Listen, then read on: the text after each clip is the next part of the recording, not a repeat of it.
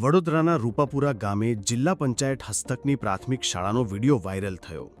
અત્યંત જર્જરિત સ્થિતિમાં રહેલી આ શાળામાં વિદ્યાર્થીઓ જોખમી સ્થિતિમાં અભ્યાસ કરે છે, છતાં કોઈના પેટનું પાણી પણ હલતું નથી.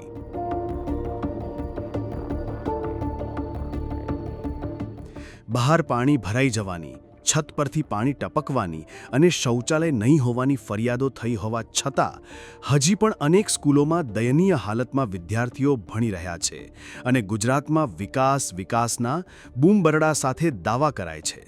શું તંત્ર આ બાળકો કોઈ ગંભીર દુર્ઘટના બને તેની રાહ જોઈ રહ્યું છે? આ સ્કૂલને તોડી નાખવા માટે ખુદ જિલ્લા પંચાયત દ્વારા મંજૂરી આપવામાં આવી છે, પરંતુ આ મંજૂરીનું પાલન પણ થયું નથી. બાળકો સ્કૂલની બહાર બેસીને અભ્યાસ કરે છે. વારંવારની રજૂઆતો પર ધ્યાન નહીં અપાતા હવે ગ્રામજનોએ આંદોલનની ચીમકી આપી છે.